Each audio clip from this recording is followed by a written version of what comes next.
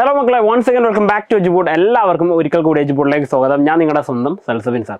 അപ്പോൾ എക്കണോമിക്സിന്റെ പരീക്ഷ എന്നല്ല, എല്ലാ ഓണപരീക്ഷകളും സ്റ്റാർട്ട് ചെയ്യാൻ പോകണം എന്നാണ്. ഓണപരീക്ഷ നമുക്ക് 2026 ഓഗസ്റ്റ് ആണ് വരാൻ പോകുന്നത് അല്ലേ. അപ്പോൾ നിങ്ങൾക്കറിയാം, ഇപ്പോൾ ജൂൺ മാസം കഴിഞ്ഞു, ജൂലൈ മാസം ആവാനായി, ജൂലൈ മാസം വരാൻ പോവുകയാണ്. അപ്പോൾ ജൂലൈ മാസം വരാൻ പോവുകയാണെന്നൊക്കെ നമ്മൾ വിശ്വസിച്ചിരുന്നതായിരുന്നു. പക്ഷേ ജൂലൈ മാസം ആയി അല്ലേ.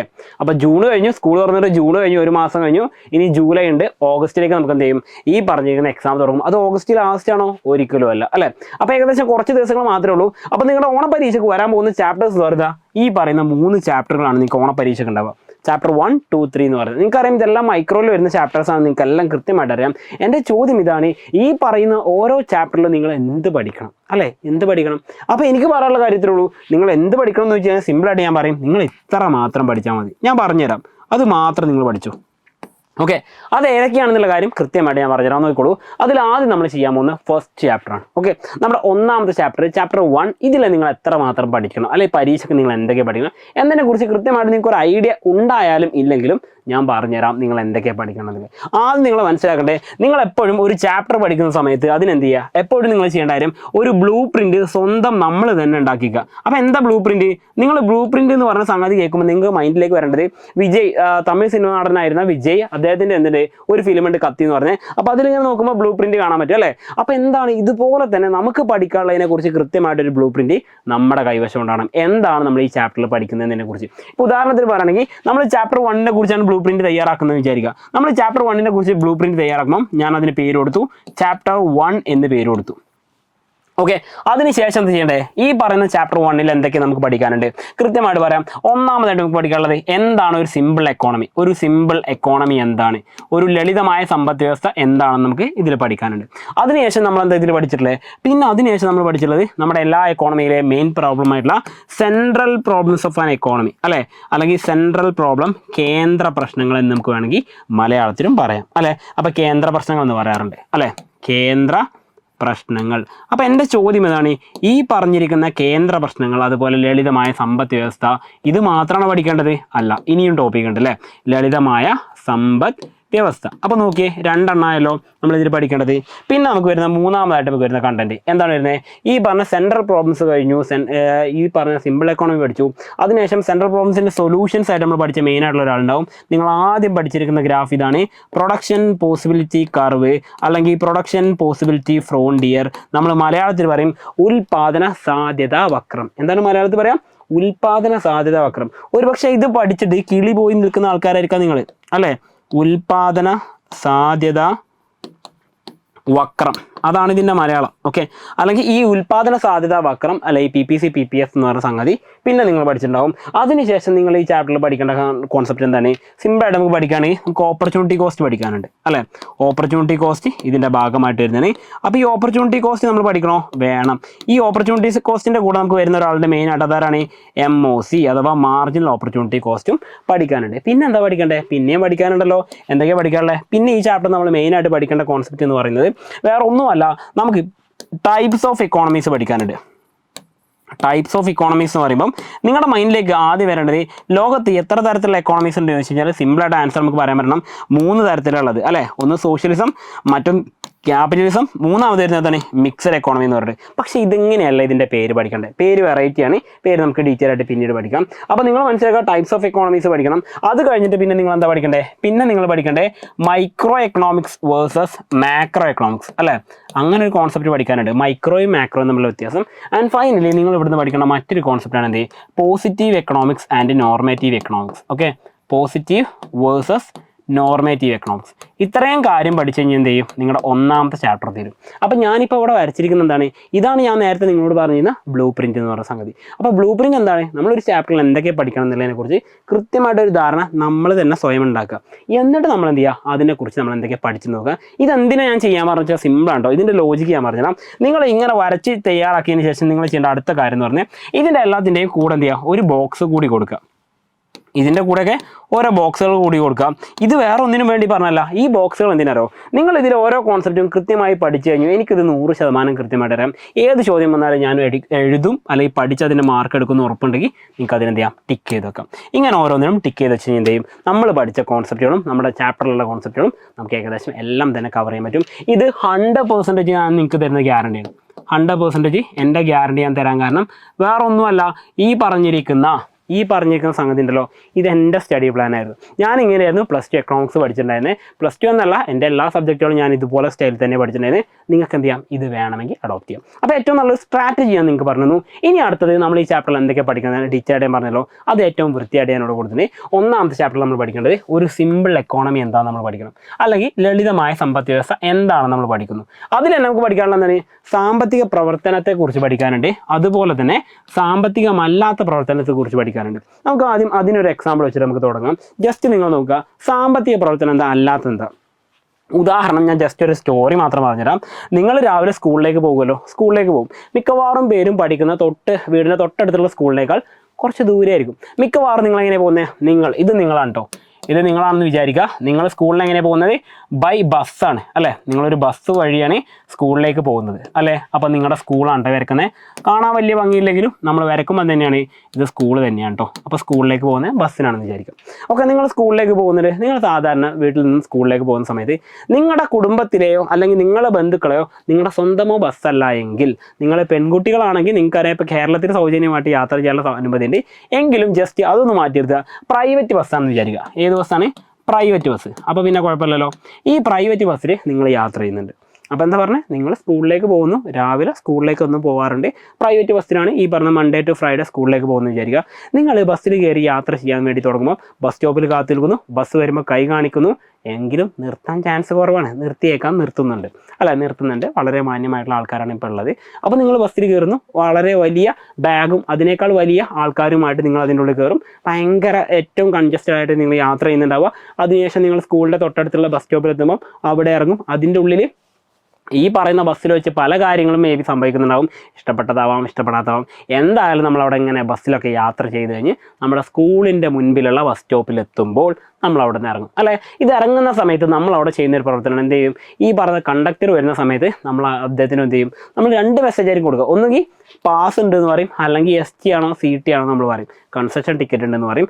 എന്നിട്ട് നമ്മൾ കൊടുക്കും. ഒന്നുകിൽ 2 രൂപയോ 5 രൂപയോ അങ്ങനെ ഏതെങ്കിലുമൊക്കെ ആയിട്ട് നിങ്ങൾ കൊടുക്കുന്നുണ്ടാവും. അപ്പോൾ ഞാൻ പറയുന്നു, ഒന്നുകിൽ എന്താണ് 2 രൂപ നമ്മൾ എന്ത് ചെയ്യുന്നു, ST അല്ലെങ്കിൽ എന്ത് ചെയ്യുന്നു CT എന്ന് പറയുന്നൊരു എമൗണ്ട് ആയിട്ട് നമ്മൾ അതിന് പറയുന്നു. ജസ്റ്റ് എമൗണ്ട് എത്രയാണ് ഇവിടെ, ജസ്റ്റ് നമ്മളൊരു എക്സാമ്പിളായിട്ട് എടുക്കുന്നത് ഒരു 5 രൂപയാണ്. എത്രയാണ്, 5 രൂപ നമ്മൾ എക്സാമ്പിളായിട്ട് എടുത്തു.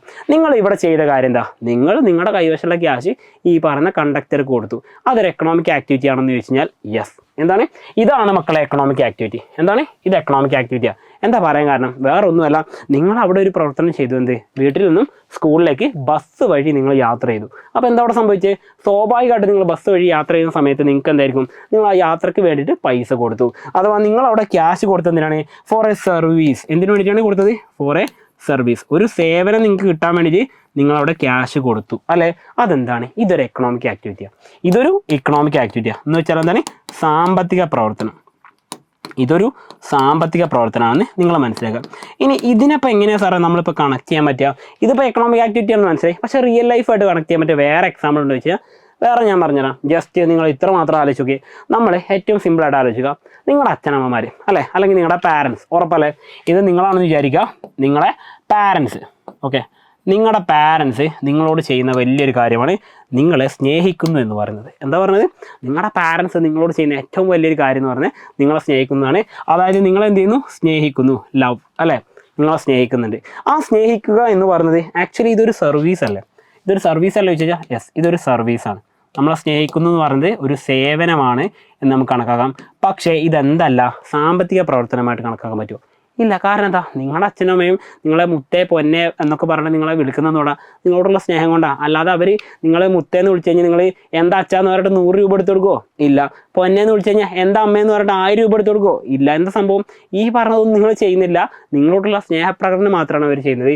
ഈ പറയുന്നത് അവർ നിങ്ങളോട് കാണിക്കുന്നതാണ് അല്ലേ. നിങ്ങൾ എന്ത് ചെയ്യുന്നു, നിങ്ങളോട് അവർ സ്നേഹം കാണിക്കുന്നു, പാരൻസ് നിങ്ങളോട് സ്നേഹം കാണിക്കുന്നു. അത് എക്കണോമിക് ആക്ടിവിറ്റി ആണോ, അല്ല. ഇതെന്ത് പറയാം, നോൺ എക്കണോമിക്കാണ്. കാരണം അവിടെ സമ്പത്തുമായിട്ട് ബന്ധപ്പെട്ട യാതൊരുവിധ പ്രവർത്തനം നടക്കുന്നില്ല. അപ്പോൾ സമ്പത്തുമായിട്ട് ബന്ധപ്പെട്ട പ്രവർത്തനമാണെങ്കിൽ സാമ്പത്തിക പ്രവർത്തനം എന്ന് പറയുന്നു. സമ്പത്തുമായിട്ട് ബന്ധപ്പെട്ട പ്രവർത്തനം അല്ലെങ്കിൽ പൈസയായിട്ട് ബന്ധമില്ലെങ്കിൽ എന്താണ് സാമ്പത്തികമല്ലാത്ത അല്ലെങ്കിൽ സാമ്പത്തികേതര നോൺ എക്കണോമിക് ആക്ടിവിറ്റി എന്ന് പറയുന്നു. എന്നാൽ ഞാൻ ചോദിക്കട്ടെ, നിങ്ങൾക്ക് ബർത്ത്ഡേ വരാൻ പോവാണ്, നിങ്ങളുടെ ബർത്ത്ഡേ വരാൻ പോവാണെന്ന് വിചാരിക്കുക. ഇതേ നിങ്ങൾക്ക് ബർത്ത്ഡേ വരാൻ പോകണമെന്ന് വിചാരിക്കുക. ഇതേ ബർത്ത്ഡേക്ക് നിങ്ങളുടെ പാരൻസ് എന്ത് ചെയ്യുന്നു, നിങ്ങളുടെ പാരൻസ് ഇത് നിങ്ങളുടെ പാരൻ്റ് ആണെന്ന് വിചാരിക്കണോ. നിങ്ങളുടെ പാരൻ്റ് എന്ത് ചെയ്യുന്നു, നിങ്ങൾക്ക് നിങ്ങൾക്ക് ഏറ്റവും ഇഷ്ടപ്പെട്ട ഡ്രസ്സ് വാങ്ങി തന്നു. എന്തെന്നു, ഡ്രസ്സ് നിങ്ങൾക്ക് വാങ്ങി തന്നു എന്ന് വിചാരിക്കാം. ഇത് സാമ്പത്തിക പ്രവർത്തനമാകുമെന്ന് വെച്ച് കഴിഞ്ഞാൽ ആണ്. എന്താ കാരണം, നിങ്ങൾക്ക് നിങ്ങളുടെ അച്ഛനും അമ്മയും സ്നേഹം തരുന്നുണ്ട്. അത് സാമ്പത്തിക പ്രവർത്തനം ഒന്നുമല്ല. പക്ഷെ ആ സ്നേഹത്തിൻ്റെ ഭാഗമായിട്ട് നിങ്ങളുടെ ബർത്ത്ഡേ വന്ന സമയത്ത് നിങ്ങൾക്കൊരു ഡ്രസ്സ് വാങ്ങി തന്നു അല്ലേ. അപ്പോൾ അതെന്തായി മാറും, സാമ്പത്തിക പ്രവർത്തനം. കാരണം എന്താ, അച്ഛന് സ്വന്തമായിട്ട് തുണിക്കട ഉണ്ടാവണം, അല്ലെങ്കിൽ അമ്മക്ക് സ്വന്തമായിട്ട് തുണിക്കട ഉണ്ടാവണം, എങ്കിൽ നമുക്ക് സാമ്പത്തിക പ്രവർത്തനം അല്ല എന്ന് പറയാം. പക്ഷേ ഇതല്ലാതെ ഒട്ടുമിക്ക കേസിൽ എന്തേക്കാരം, നമ്മുടെ അച്ഛനും അമ്മയും നമ്മളോട് സ്നേഹത്തിൻ്റെ ഭാഗമായിട്ട് നമുക്ക് ഓരോ സാധനങ്ങൾ വാങ്ങി തരുമ്പം അവിടെ അവർ ക്യാഷ് ചിലവാക്കുന്നുണ്ട്. പണവുമായിട്ട് ബന്ധപ്പെട്ട പ്രവർത്തനമാണ് അല്ലേ. അപ്പോൾ പൈസയായിട്ട് ബന്ധപ്പെട്ട് വരുന്നതുകൊണ്ട് എന്ത് ചെയ്യാം, നമുക്കതെന്ത് പറയാം, എക്കണോമിക് ആക്ടിവിറ്റി ആണെന്ന് പറയാം. പക്ഷേ നേരത്തെ തന്നിരിക്കുന്ന വെറും സ്നേഹം മാത്രം തരാണെങ്കിൽ അത് നോൺ എക്കണോമിക് ആണെന്ന് മനസ്സിലാക്കാം. ഇനി നിങ്ങൾ ചെയ്യേണ്ട കാര്യം, നിങ്ങളുടെ ജീവിതത്തിൽ ഇതുപോലുള്ള എക്കണോമിക് ആക്ടിവിറ്റിയും അല്ലാത്തുണ്ടാവും അല്ലേ, അത് തൊട്ട് താഴ്ന്ന് കമൻറ്റ് ചെയ്യാം കേട്ടോ. നിങ്ങളുടെ ജീവിതത്തിൽ ഒരു ദിവസം നടക്കുന്ന എക്കണോമിക്കും അല്ലാത്ത പ്രവർത്തനങ്ങൾ ജസ്റ്റ് കമൻറ്റ് ചെയ്യുക. അപ്പോൾ നമ്മൾ പറഞ്ഞു വെച്ചാൽ എന്താണ്, എക്കണോമിക് ആക്ടിവിറ്റിയും നോൺ എക്കണോമിക്കും എങ്ങനെ ഓർത്തെക്കുന്നത്, സാമ്പത്തിക പ്രവർത്തനം, സാമ്പത്തികേതര പ്രവർത്തനം, ഈ ഒരൊറ്റ 2 എക്സാമ്പിൾ വഴി നിങ്ങൾക്ക് ക്ലിയർ ആയിട്ടുണ്ടെന്ന് വിചാരിക്കുന്നത്. ഓക്കെ, ഇനി മൂന്നാമതൊരു എക്സാമ്പിൾ പറയുകയാണെങ്കിൽ, നിങ്ങൾക്ക് നിങ്ങളുടെ സുഹൃത്തിനെ ഭയങ്കര ഇഷ്ടമാണ് അല്ലേ. നിങ്ങൾക്ക് പറയുകയാണെങ്കിൽ എനിക്ക് എൻ്റെ സുഹൃത്തായിട്ടുള്ള ഷുഹൈബിനെ ഭയങ്കര ഇഷ്ടമാണ്, ഓക്കെ, ജിഷ്ണുവിനെ ഭയങ്കര ഇഷ്ടമാണ്, ദീപിനെ ഭയങ്കര ഇഷ്ടമാണ്, സുധീഷിനെ ഇഷ്ടമാണ്, സനീഷിനെ ഇഷ്ടമാണ്, എല്ലാവരും ഇഷ്ടമാണെന്ന് വിചാരിക്കും. ഞാൻ അവരോട് ഇഷ്ടമാണെന്ന് പറഞ്ഞു കഴിഞ്ഞാൽ അതിൻ്റെ അർത്ഥം എന്താണ്, എനിക്ക് അവരോട് ഭയങ്കര സ്നേഹമാണെന്ന് പറഞ്ഞു കഴിഞ്ഞാൽ അതൊരു നോൺ എക്കണോമിക്കാണ്. എന്നാൽ ഈ ഇഷ്ടത്തിൻ്റെ പുറമെയായിട്ട് ഞാൻ എന്ത് ചെയ്യുന്നു, അവരുടെ ബർത്ത്ഡേക്ക് ഞാൻ ഗിഫ്റ്റുകൾ വാങ്ങിക്കൊടുത്തു കഴിഞ്ഞാൽ അതെന്തായി മാറി, അത് എക്കണോമിക് ആക്ടിവിറ്റിയായി മാറി. കാരണം എന്താ, അവിടെ സമ്പത്തുമായിട്ട് ബന്ധപ്പെട്ട പ്രവർത്തനം നടന്നു. അപ്പോൾ സിമ്പിളാണ് ആക്ച്വലി. ഇത് ഇങ്ങനെ പഠിച്ചു കഴിഞ്ഞാൽ പെട്ടെന്ന് തലയിൽ നിൽക്കും, നമ്മുടെ മൈൻഡിൽ നിൽക്കും, പരീക്ഷ പേപ്പറിൽ എഴുതാനും പറ്റും. അപ്പോൾ അങ്ങനെയാണ് പഠിക്കേണ്ടത്. രണ്ടാമതായിട്ട് നമുക്ക് ഈ ചാപ്റ്ററിൽ പഠിക്കാനുള്ള അടുത്ത ടോപ്പിക് എന്ന് പറയുന്നത് ഒരു സമ്പദ് വ്യവസ്ഥയുടെ കേന്ദ്ര പ്രശ്നങ്ങൾ, സെൻട്രൽ പ്രോബ്ലംസ് നമ്മൾ പഠിച്ചിട്ടുണ്ട് അല്ലേ. Central problems of an economy നമുക്കറിയാം, 3 ഒരു വാട്ട്, ഒരു വൈ, ഫോർ ഹൂം അല്ലേ. ഇത്രയും കാര്യങ്ങളാണ് നമുക്ക് വരുന്നത്. ഈ 3 കാര്യങ്ങളായിട്ട് ബന്ധപ്പെട്ടതാണ് ഈ പറഞ്ഞ central problems of an economy എന്ന് പറഞ്ഞ ഭാഗം. നിർബന്ധമായിട്ട് നിങ്ങൾ പഠിച്ചിരിക്കേണ്ട ഒരു ഭാഗമാണ് ഈ പറഞ്ഞിരിക്കുന്നത്. പിന്നെ അതുപോലെ തന്നെ പ്രൊഡക്ഷൻ പോസിബിലിറ്റി കർവ്, അല്ലെങ്കിൽ നമ്മൾ നേരത്തെ പറഞ്ഞ PPC എന്ന് പറഞ്ഞു അല്ലേ, ഉൽപാദന സാധ്യത വക്രം. ഇത് വരക്കാനും പഠിക്കണം, അതുപോലെ ഇതിൻ്റെ ഷേപ്പ് പഠിക്കണം. ഇതെങ്ങനെയാണ് ചോദ്യം ചെയ്യേണ്ടതെന്ന് കൃത്യമായിട്ട് അറിയണം. ഡെഫിനിഷനും അഥവാ അതിനെക്കുറിച്ചുള്ള നിർവചനവും കൃത്യമായിട്ട് അറിഞ്ഞിരിക്കണം. അപ്പോൾ സംഗതി സിമ്പിളാണ്, നമുക്ക് ഈസിയായിട്ട് പഠിക്കാൻ പറ്റുന്നേ ഉള്ളൂ. പിന്നെ അടുത്ത നിങ്ങൾ പഠിക്കേണ്ടതാണ് ഓർഗനൈസേഷൻ ഓഫ് എക്കണോമിക് ആക്ടിവിറ്റീസ്. ഇങ്ങനെ പറഞ്ഞു കഴിഞ്ഞാൽ പലർക്കും ഈ സംഭവം മനസ്സിലാവില്ല. എന്താ കാരണം, ഓർഗനൈസേഷൻ ഓഫ് എക്കണോമിക് ആക്ടിവിറ്റീസ് എന്ന് പറയുന്നത് സാമ്പത്തിക പ്രവർത്തനങ്ങളെ സംഘടിപ്പിക്കൽ. അതിപ്പോൾ എങ്ങനെ സംഘടിപ്പിക്കുക, എടാ വേറെ ഒന്നുമല്ല, ഇവിടെ ചോദിച്ച കാര്യം തരോ, ഇവിടെ ചോദിക്കുന്ന കാര്യം പരീക്ഷയ്ക്ക് ഇതേ സെൻറ്റൻസിലാണ് ചോദിക്കുക, ടൈപ്സ് ഓഫ് ഇക്കോണമിയാണ്. അഥവാ നമ്മുടെ ലോകത്തുള്ള പലവിധ സമ്പദ് വ്യവസ്ഥയെക്കുറിച്ച് നമ്മൾ പഠിച്ചിട്ടുണ്ട്. അതിൽ പ്രധാനപ്പെട്ട 3 ഉണ്ട്. ഒന്ന് ഏതാണ്, സെൻട്രലി പ്ലാൻഡ് എക്കോണമി. ഇങ്ങനെ പറഞ്ഞാൽ അധികം ആർക്കും ഇത് കത്തൂല. പക്ഷെ നിങ്ങൾ ആലോചിക്കുക, സെൻട്രലി പ്ലാൻഡ് പറയുമ്പോൾ സെൻട്രൽ ഗവൺമെൻറ് നമ്മൾ വാക്ക് കേട്ടില്ലേ. യെസ്, സെൻട്രൽ എന്ന് പറയുമ്പോൾ നമുക്ക് വരുന്ന വാക്കുന്നത് സെൻട്രൽ ഗവൺമെൻറ്. അങ്ങനെ ആലോചിച്ച് നമുക്ക് മനസ്സിലാവും എന്താണ്, ഇത് സോഷ്യലിസമാണ്. എന്താണ്, സോഷ്യലിസമാണ് ഇവിടെ പറയുന്നത്. അപ്പോൾ സെൻട്രലി പ്ലാൻഡ് പറഞ്ഞാൽ എന്താണ്, എല്ലാവരും കൂടി ഇരുന്നിട്ട് പ്ലാൻ ചെയ്യണ്ടേ. അപ്പോൾ സൊസൈറ്റിയിൽ എല്ലാവരും കൂടി ചേരുന്നു. അങ്ങനെ കണക്ട് ചെയ്താൽ ഇത് ഓർമ്മയിൽ വെക്കാം. രണ്ടാമത്തെ കാര്യം മാർക്കറ്റ് ഇക്കോണമി. മാർക്കറ്റ് നിങ്ങൾ ആലോചിക്കുക, മുതലാളിത്തം എന്ന് പറയുന്ന സംഭവം നമ്മൾ പഠിച്ചിട്ടുണ്ട്. ക്യാപിറ്റലിസം എന്നാണ് ഇംഗ്ലീഷിൽ പറയുക അല്ലേ. ക്യാപിറ്റലിസം അല്ലെങ്കിൽ മുതലാളിത്തം എന്ന് പറയുന്നു. നിങ്ങൾ ആലോചിക്കുക, ഈ മുതലാളി എന്തിനു വേണ്ടിയിട്ടാണ് ഈ ബിസിനസ്സും കാര്യങ്ങളൊക്കെ ചെയ്യുന്നത്, ലാഭം ഉണ്ടാവാൻ ഉണ്ടാക്കിയ പ്രൊഡക്റ്റ് വീട്ടിൽ വെച്ചിട്ട് കാര്യമുണ്ടാവും, ഒരു കാര്യമില്ല. അതെന്ത് ചെയ്യണം, മാർക്കറ്റിൽ കൊണ്ടുപോയിട്ട് വിൽക്കണം. എവിടെ, മാർക്കറ്റിൽ കൊണ്ടുപോയിട്ട് വിൽക്കണം. അപ്പോൾ മാർക്കറ്റ് പോയി വിറ്റാലേ ലാഭം കിട്ടുള്ളൂ അല്ലേ. ലാഭം പ്രതീക്ഷിക്കുന്ന ആരാ, മുതലാളിയാണ്. അങ്ങനെ കണക്ട് ചെയ്തത് കിട്ടില്ലേ. നോക്കിയേ, ക്യാപിറ്റൽ അഥവാ മൂലധനം ഇറക്കിക്കൊണ്ട് ലാഭം പ്രതീക്ഷിക്കുന്ന ആൾക്കാരാണ് മുതലാളിത്തത്തിൻ്റെ ഭാഗമായിട്ട്. അവർക്ക് അതുമായിട്ട് ബന്ധപ്പെട്ട പേര് വെക്കണം. അപ്പോൾ എന്താണ്, അവിടെ ഒരു മാർക്കറ്റ് എന്ന് പറഞ്ഞ പേര് വരുന്നുണ്ട്. അപ്പോൾ മാർക്കറ്റ് ഇക്കോണമി.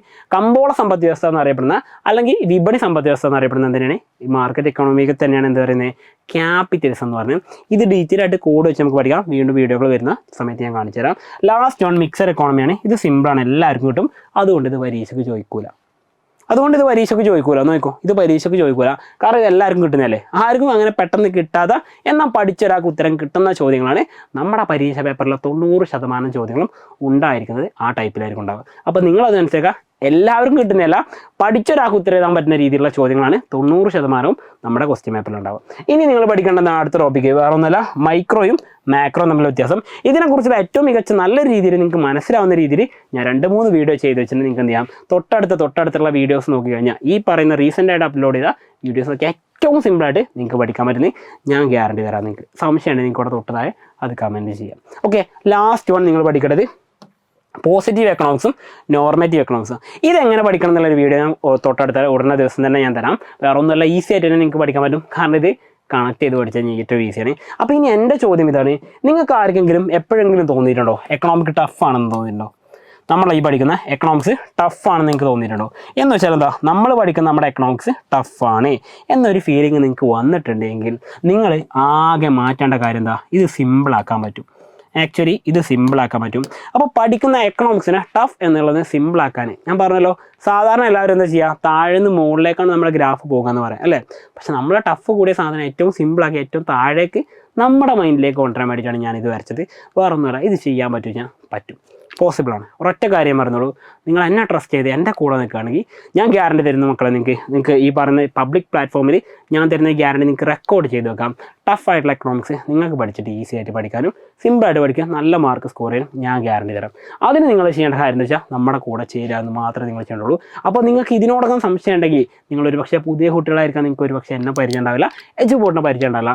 പക്ഷേ നിങ്ങൾക്ക് പരിചയപ്പെടാനുള്ള ഒരുപാട് അവസരങ്ങൾ ഇതിൻ്റെ തൊട്ട് മുൻപായിട്ട് വീഡിയോ ആയിട്ട് ഇവിടെ കിടക്കുന്നുണ്ട്, ഷോർട്സിൽ കിടക്കുന്നുണ്ട്. നിങ്ങൾക്ക് അവിടെ നോക്കാം, എന്നിട്ട് വിലയിരുത്താം. അത്രമാത്രം ഞാൻ പറയുന്നുള്ളൂ. അപ്പോൾ നിങ്ങൾ മനസ്സിലാക്കുക, നമുക്ക് പഠിക്കാനുള്ള പാഠഭാഗങ്ങൾ ഒന്നാമത്തെ ചാപ്റ്റർ എന്താ, ഇത്രയും പാഠഭാഗങ്ങൾ പഠിച്ചു കഴിഞ്ഞാൽ വളരെ ഈസി ആയിട്ട് എന്ത് ചെയ്യാൻ പറ്റും, നമുക്ക് ഈ പറഞ്ഞ പരീക്ഷയ്ക്ക് നല്ലൊരു മാർക്ക് സ്കോർ ചെയ്യാൻ പറ്റും. അപ്പോൾ നിങ്ങൾ ചെയ്യേണ്ട കാര്യം എന്താ, അതാണ് ഞാനിവിടെ പറഞ്ഞു വെച്ചത്.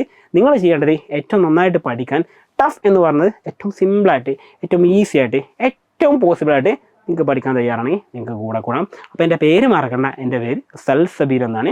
നിങ്ങളുടെ എക്കണോമിക്സിൻ്റെ സ്വന്തം ടീച്ചറായിട്ട് ഞാൻ ഇവിടെ ഉണ്ടായിരിക്കും. അപ്പോൾ വീണ്ടും കാണുന്നവരേക്കും ഇറ്റ്സ് മീ. അപ്പോൾ ഒന്നാമത്തെ ചാപ്റ്ററിൽ നിന്ന് പഠിക്കേണ്ട കാര്യങ്ങൾ നമ്മൾ പറഞ്ഞു കഴിഞ്ഞു.